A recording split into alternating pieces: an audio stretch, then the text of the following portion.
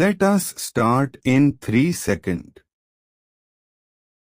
Mr. Deputy Speaker, Sir, I support this budget, and also I would like to congratulate the Honorable Prime Minister for presenting an unique budget in which attention has been paid to every section of society.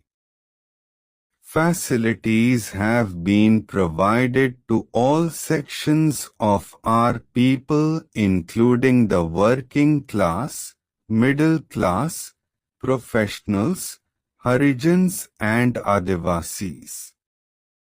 The Honorable Prime Minister by his budget has made an auspicious start in giving a new direction to the country which had its origin in Gandhiji's slogan for Free India and which started in the rural areas and which was implemented by late Pandit Jawaharlal Nehru and got further encouragement by late Shrimati Indira Gandhi in her new economic program. That is why the Honorable Prime Minister began his budget speech by stating that our chief aim is to eliminate poverty and to build a beautiful, modern, progressive, and a stable economy.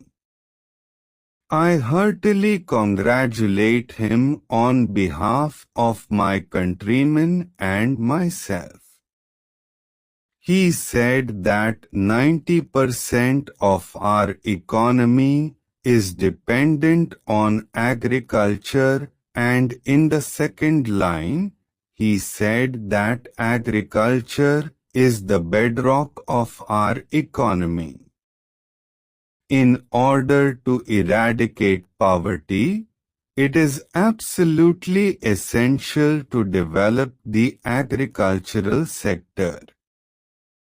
He has assured the people of the country who belong to a country which is primarily agricultural that the development would begin from the rural areas and not from the urban areas. The Honorable members have expressed their views on agriculture. The Honorable Prime Minister has said that remunerative prices will be paid to the farmers and that he was committed to ensure supply of more water, electricity, fertilizer and seeds and to provide more loans to the farmers.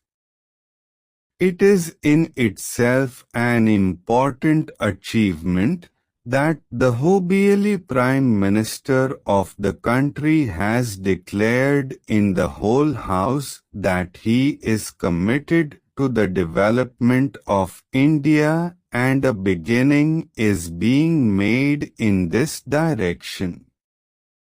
There can be no two opinions about it that under the leadership of the present Prime Minister those areas of the country, which had remained backward for the last 50 years, would now be able to make rapid progress.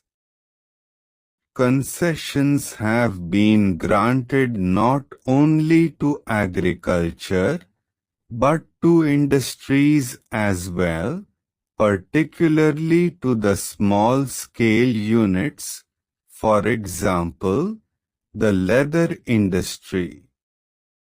In case of plastics, textiles, dhoti and sulabh saris, excise duty has been reduced to 60%. Apart from it, he emphasized that the defense build-up in the world today is one of the reasons for international tension. In this situation, we are also trying to strengthen our defense. In this regard, he said that in the current situation, highest priority has been given in the year 1987 to 88 to maintenance of tempo of the ongoing schemes and to ensure the security of our borders. Budget outlay for 1987 to 88 is 2 crore rupees, of which 14 crore rupees is in the shape of budgetary support. By this outlay, if 36% of the targets of the 7th 5-year plan could be achieved, it would be a record achievement. Our borders have become more secure and will be strengthened even more. It is also a matter of pride. Along with it, I would also like to make my submission in regard to education. The Honorable Prime Minister had made announcements regarding education policy at the very outset. This year 800 crores rupees have been earmarked for it.